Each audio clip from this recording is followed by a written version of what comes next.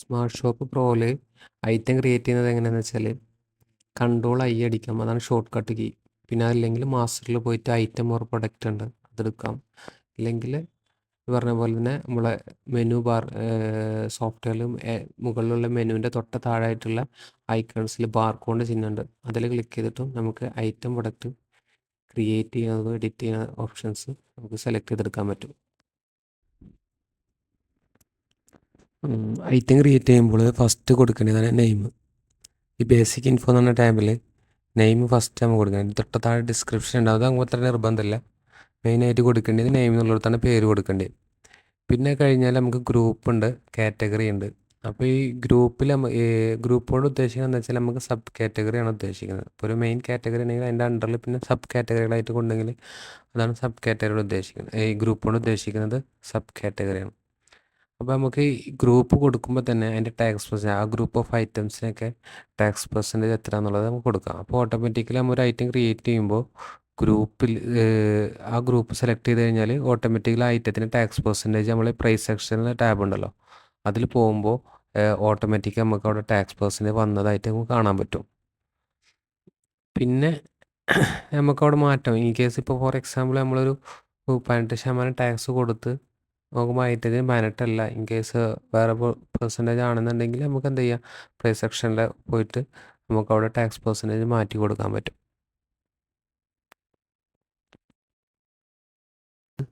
Primary unit അതിൽ നമുക്ക് pieces ഉണ്ട്, പിന്നെ അതുപോലെ തന്നെ നമുക്ക് kg കൊടുക്കാം, പിന്നെ ഗ്രാം കൊടുക്കാം. നമുക്ക് അങ്ങനെ അപ്പോൾ തൂക്കി കൊടുക്കുന്ന സംഭവങ്ങളൊക്കെ ആകുമ്പോൾ നമ്മൾ kg അല്ലെങ്കിൽ അതുപോലെ അളന്ന് കൊടുക്കുന്ന സാധനങ്ങൾക്കാണെങ്കിൽ മീറ്റർ നമുക്ക്. പിന്നെ പോയി കഴിഞ്ഞാൽ പിന്നെ നെക്സ്റ്റ് വരുന്ന HSM കോഡാണ്. അത് നമുക്കിവിടെ ഇന്ത്യയിൽ ടാക്സ് ബില്ലിങ്ങിന് യൂസ് ചെയ്യുന്നതാണ് HSM കോഡാണ്. ചില ഓരോ കാറ്റഗറി ഓഫ് ഐറ്റത്തിന് എന്തുണ്ടാവും, HSM കോഡ് ഉണ്ടാവും. അപ്പോൾ നമുക്ക് പർച്ചേസ് ബില്ല് വരുമ്പോൾ തന്നെ ആ പർച്ചേസിൻ്റെ HSM കോഡ് അതിലുണ്ടാവും. അല്ലെങ്കിൽ ഒരു ഐറ്റത്തിൻ്റെ നമ്മൾ ജസ്റ്റ് ഗൂഗിൾ ചെയ്ത് കഴിഞ്ഞാൽ നമുക്ക് അതിൻ്റെ HSM കോഡ് കിട്ടും, ഓരോ ഐറ്റത്തിൻ്റെ HSM code. Next tab price ടാബാണ്. പ്രൈസ് ടാബിൽ പോയി കഴിഞ്ഞാൽ നമുക്ക് കോസ്റ്റിംഗ് മെത്തേഡ് ഉണ്ട്, അത് നമ്മൾ വെയ്റ്റഡ് അവറേജ് ആണ് കൊടുക്കുക. അതെന്ന് വെച്ചാൽ നമ്മൾ ഇൻവെൻട്രി മാനേജ് ചെയ്യുന്ന രീതിയിലുള്ള പ്രൊഡക്റ്റുകളൊക്കെ ആകുമ്പോൾ നമ്മൾ വെയ്റ്റഡ് അവറേജ് കൊടുക്കും. അതല്ല നമുക്ക് ഇൻവെൻട്രി മാനേജ് ചെയ്യാത്ത product means service rate related ആയിട്ടുള്ള പ്രൊഡക്റ്റുകളൊക്കെ ആകുമ്പോൾ നമുക്ക് അതിന് എന്ത് ചെയ്യാം, ലാസ്റ്റ് പർച്ചേസ് ആയിട്ട് അല്ലെങ്കിൽ പറഞ്ഞ പോലെ മാനുവൽ, അങ്ങനെ രണ്ട് രീതിയിൽ നമുക്ക് എന്ത് ചെയ്യാം കൊടുക്കാം. പിന്നെ നമുക്ക് പ്രൈസ്, വിൽക്കുന്ന പ്രൈസ് ഉണ്ട്, കോസ്റ്റ് പ്രൈസ് ഉണ്ട്.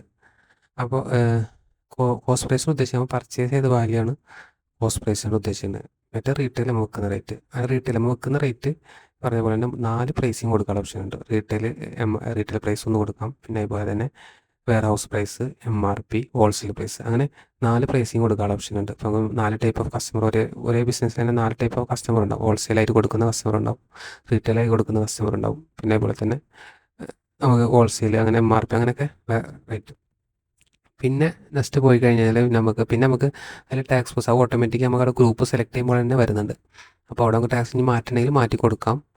പിന്നെ അതുപോലെ ടാക്സ് ഇൻക്ലൂഡിങ് കോസ്റ്റ് പ്രൈസ് ഉണ്ട്, ടാക്സ് ഇൻക്ലൂഡിങ് റീറ്റെയിൽ പ്രൈസ് ഉണ്ട്. അത് നമ്മൾ normally tax including retail price ആണ് സെലക്ട് ചെയ്യുക. ഇൻകേസ് നമ്മൾ പർച്ചേസ് ബില്ല് വരുന്നത് കോസ്റ്റ് പ്രൈസിൽ, യൂണിറ്റ് പ്രൈസിൽ നമുക്ക് ടാക്സ് ഇൻക്ലൂഡ് അല്ലാത്ത പറ്റും. ഇൻകേസ് GST ബില്ലാണ് നമുക്ക് പർച്ചേസ് ബില്ല് വരുന്നതെങ്കിൽ ആ യൂണിറ്റ് പ്രൈസ് വരാം ടാക്സ് ഇല്ലാത്തത്. എന്നിട്ട് നമുക്ക് പിന്നീട് ടോട്ടൽ ചെയ്ത് വരുമ്പോൾ ടാക്സ് ഇൻക്ലൂഡ് ആക്കിയിട്ട് വരും. അപ്പം ആ യൂണിറ്റ് പ്രൈസ് ഡയറക്റ്റ് ഇതിൽ പർച്ചേസ് വിൻഡോയിൽ നമ്മൾ എൻ്റർ ചെയ്ത് കഴിയുമ്പോൾ ടാക്സ് എക്സ്ട്രാ കാൽക്കുലേഷൻ ചെയ്ത് തരും. അതുകൊണ്ട് നമ്മൾ എന്ത് ചെയ്യും, ഇതിൽ കൊടുക്കുന്ന എമൗണ്ട് യൂണിറ്റ് പ്രൈസ് നമ്മൾ ടാക്സ് ഇൻക്ലൂഡ് അല്ലാന്ന് സോഫ്റ്റ്വെയർ നമ്മൾ അത് അൺടിക്ക് ചെയ്യില്ല, ടിക്ക് ചെയ്യാതെ യൂസ് ചെയ്യും. അതായത് നമ്മൾ വിൽക്കുന്ന റേറ്റ് റീറ്റെയിൽ പ്രൈസോ അല്ലെങ്കിൽ warehouse price, wholesale price, നമ്മൾ കൊടുക്കുന്ന റേറ്റ് ഇപ്പോൾ 100 രൂപക്കാണെങ്കിൽ ആ 100 രൂപ ടാക്സോട് ഇൻക്ലൂഡ് ചെയ്തിട്ടുള്ള എമൗണ്ട് ആയതുകൊണ്ട് നമ്മൾ ടിക്ക് ചെയ്തിട്ട് യൂസ് ചെയ്യാം. ഇൻ കേസ് നമുക്ക് ഇനി അതല്ല നമുക്കത് എക്സ്ട്രാ ടാക്സ് ആയിട്ടാണ് കണക്കാക്കേണ്ടത്, നമുക്കത് അൺടിക്ക് ചെയ്ത് കഴിഞ്ഞാൽ എക്സ്ട്രാ ടാക്സ് കാൽക്കുലേറ്റ് ചെയ്തിട്ട് അങ്ങനെ വരും.